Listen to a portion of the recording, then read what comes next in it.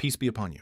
Dear viewers, in the previous episode we explained the bundle of innate components that presents a dilemma for the atheist which he evades by denying the existence of these components, or by giving them a materialistic explanation. Today, we will discuss the atheistic view on the first component, religiosity, i.e., the human realization that there is a ruling creator for him and this universe, and the desire to worship this creator, getting close to him, sensing our need of him, and resorting to him in hardship.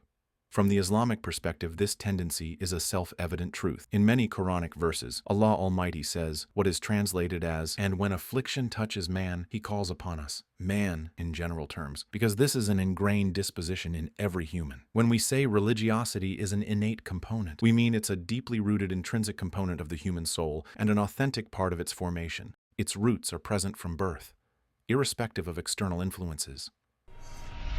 Initially, the atheist denied this natural inclination to religiosity, saying, no, people's belief in the existence of a creator is a result of upbringing influences and passed down through generations. But if humans are left to themselves, they wouldn't have any tendency to believe in the existence of a creator. The atheist also tells you, there are many myths, each with its group of followers, like Santa Claus, who rides in a flying sleigh on Christmas Eve, the fire-breathing dragon, etc.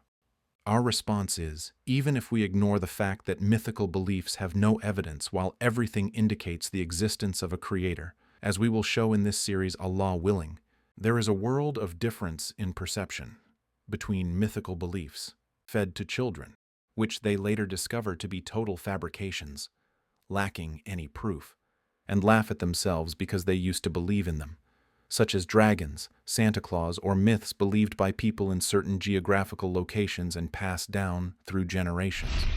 On the other hand, religiosity, this deeply rooted feeling people find in themselves, even those who deny this feeling desperately grapple with themselves to deny it, but its question haunts them and imposes itself time after time, forcing them to desperately seek materialistic explanations for it. This predisposition towards religion in the human psyche is confirmed by studies in anthropology and sociology. It has become common in many studies to refer to the innate nature of religion by saying, religion is hardwired in humans, meaning it is an intrinsic component in humans, intertwined with their flesh and blood, like arteries and nerves. This is a truth deeply rooted in history. Even the Greek biographer Plutarch said, if we traverse the world, it is possible to find cities without walls, without letters, without kings, without wealth, without coin, without schools and theaters, but a city without a temple, or that practiceth not worship, prayer, and the like, no one ever saw. This matter doesn't require studies or historical analysis, but is something the human finds in himself, that if he falls into hardship, he gets a strong feeling which he cannot ignore, that there is a supreme power who can save him, and he finds himself calling and resorting to his Lord to relieve him. Hence the Western proverb, there are no atheists in foxholes. Foxholes mean war trenches, where soldiers are exposed to life-threatening danger. The atheist might stubbornly deny this. You may find a group of cowardly soldiers killing civilians and raping them for fun, and they are not in a real danger, while putting up signs that say, atheists in foxholes. And you may find some atheists arrogantly insist that they do not need God, even cursing God, whom they don't believe even exists. How can they curse what doesn't exist?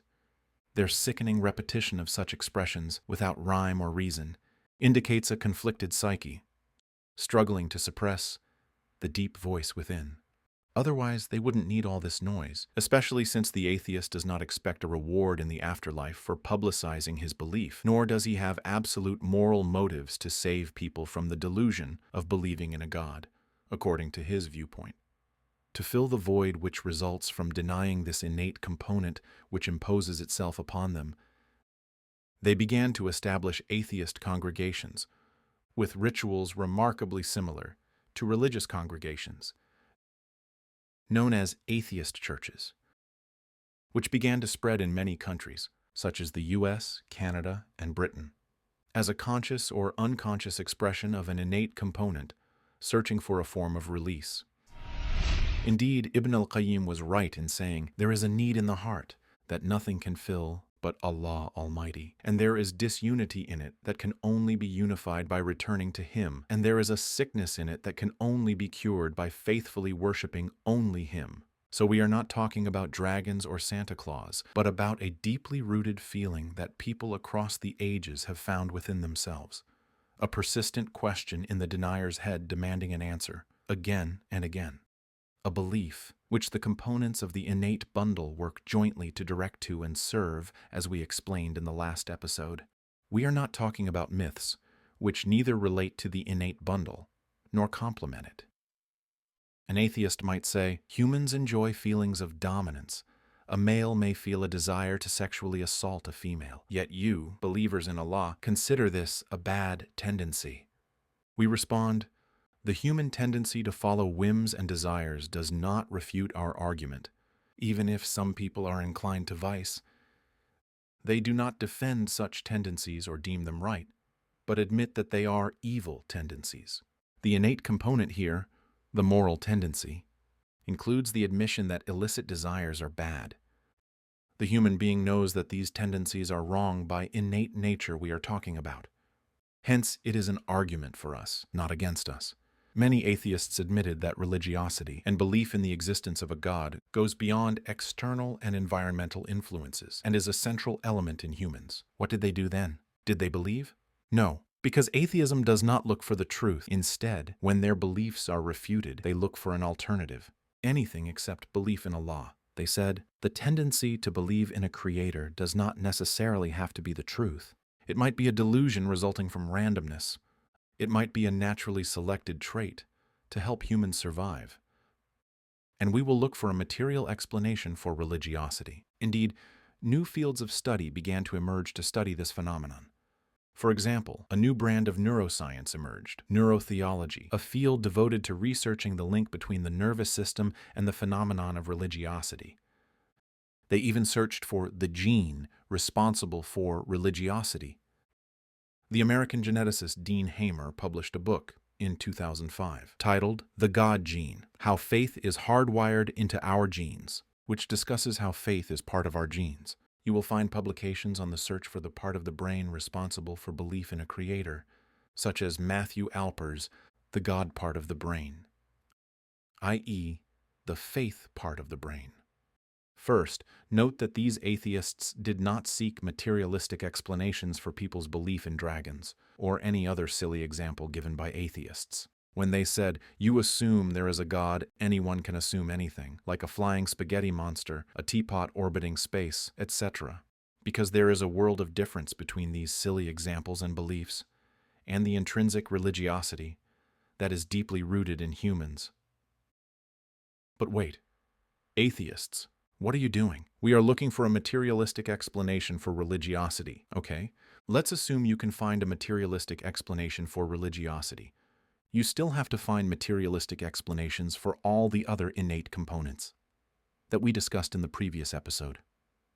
We will see, when we present the free will episode, the invalidity of trying to provide a genetic materialistic explanation for everything, and how such explanations turn to foolish nonsense. Yet we say, let's assume that you do find genes for religiosity, others for mental necessities, a third set for morality, a fourth for instincts, a fifth for sense of purpose, and a sixth set for free will, which seems paradoxical, obviously, like saying genes force you to be free.